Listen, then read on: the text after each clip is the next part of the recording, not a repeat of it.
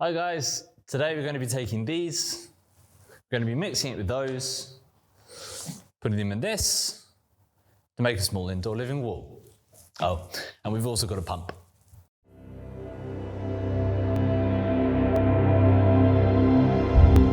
These are the felt pockets we chose. They are cheap, readily available, and if we needed to modify them, we could do so easily with a pair of scissors. These eyelets will also come in handy for mounting later on. We got the plants online from a local supplier and they arrived wrapped in wet newspaper, which did a surprisingly good job of keeping them from drying out. The wall has sunlight during the day but faces the east, so we chose ferns as they should cope with the light levels. Using them in the past, we found they die super quickly if you don't keep up with the watering, so keep an eye on it. We sourced a specialist substrate for the main living wall and could not get hold of any more without importing it again, so we decided to spread the risk of error across all our local indoor free draining soil supply. We also had this little bit of the original left over.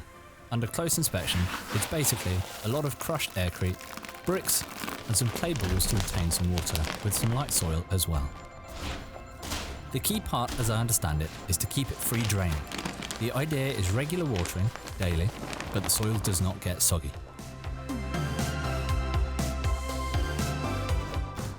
Okay, so we didn't film making the structure of this. I know, we should have done, but we'll go through it here. It's not too complicated. So we've got the two sides, which cap the living wall off, and then we've got the back piece, which we didn't use as hardwood, but just for the example. And we fitted the channels like this, leaving a little bit of a gap at the back just for any cables or bolt heads, which you'll see in a second. So left side, right side, and then this center section here is where the living wall pockets actually hang. So this is going to need to be waterproofed as you water the living wall. If it's just made of timber, it's going to get soaked. So what we used is a shower tanking solution. And you've got some tape. Just move this. And the tape we ran along the corners and in between any seams along here, and then painted the whole thing with the tanking solution itself. Now I didn't film that either, but I do have some footage from the shower that I'll show you, which it's just very easy, just tape and paint. It's not complicated at all. But the problem is, how do you hang the pockets, given that they have little bolt holes to hang them from, without ruining the integrity of the waterproofing system here? So what we did is we got these huge washers and I'll just take this back. This is the back piece where it hangs. You have a large washer, the bolt. We popped it on like that and then put it through the holes. And then this is where the pocket's going to hang on. Painted all of this in the tanking solution. While this is still wet, pop this on so that the tanking solution sort of squidges out here, and then gave it a good number more coats so that this whole section here is coated in the tanking solution. We also went slightly up the thread just to make sure that this whole system here was completely waterproof, so that any water that drips through the felt living wall system doesn't just trickle straight out the back here, because you'd end up with a wet wall at the back, and we don't really want that. This is the skirt we added to the bottom of the wall so that the water can collect in a reservoir we will make next. The main rule in any waterproofing is to overlap from top to bottom. That means waterproof over this last layer and install the pockets bottom to top so no droplets run behind any layers, just like roof tiles are done.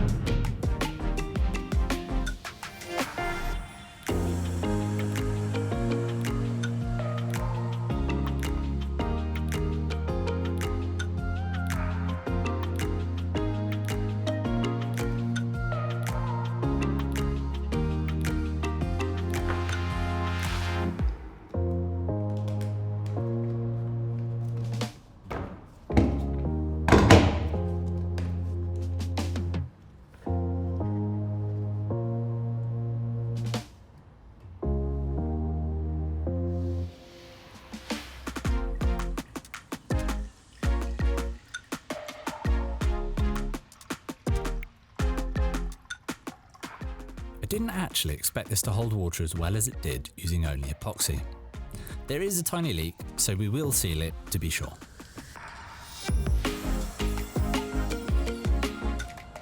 Most of the wall has been designed to withstand water, but the bolts will likely get rusty over time, so a little grease now will save a headache later.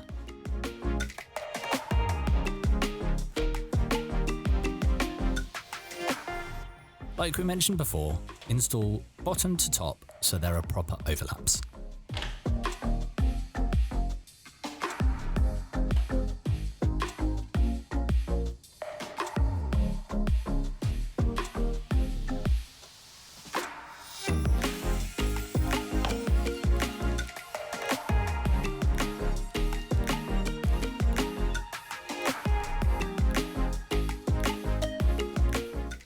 I think I read somewhere that it's best to rough up the roots when repotting, so give them a jostle so, well, I'm not really sure, but I think it helps.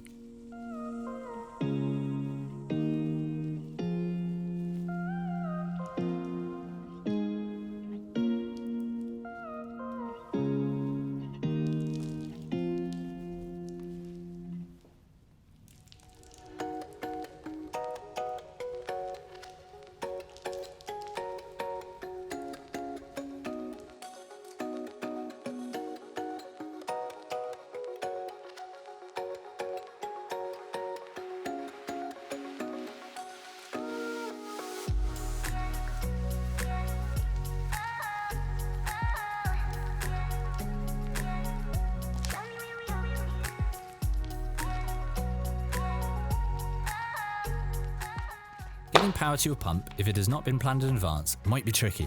But lucky for us, we have a basement with 1,000,001 plugs in the ceiling, right below, so we can route the power through the floor to hide any cabling. It does mean, however, that we're going to have to get the sold out.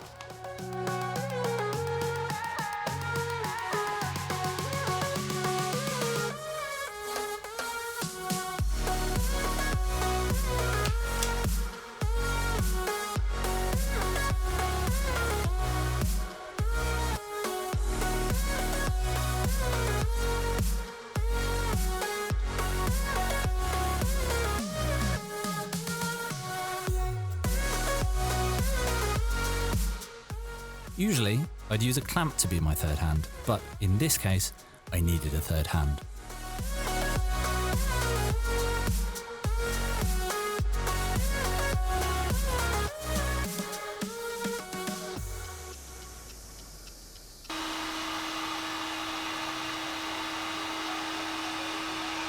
We got everything ready, thought we were finished up, plants were looking good.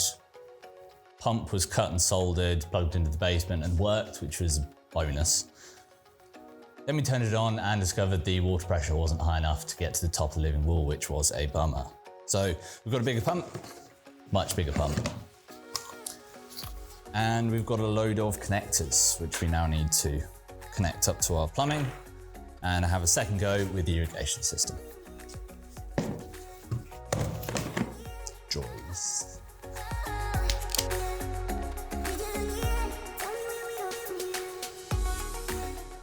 On the irrigation, plan how often you want a dripper and cut the pipe accordingly.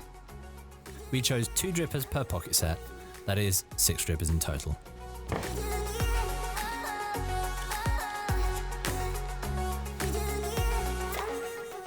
As our new pump has a much larger outlet, we were going to have to adapt the diameter from 22mm to 10mm, so that's why we're messing around with these reducers.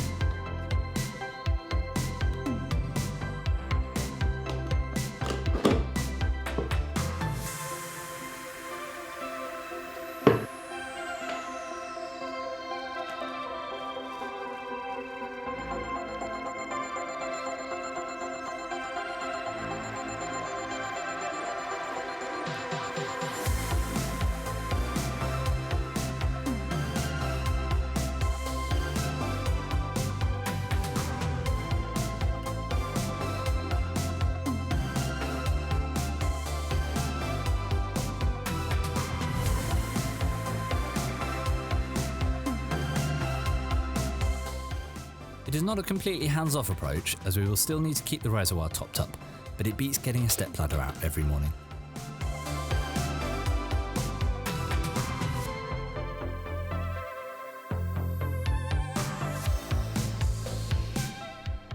And there we go. You always expect it to grow into a full and vibrant mass of planting in a matter of days, but with a bit of care, it eventually will.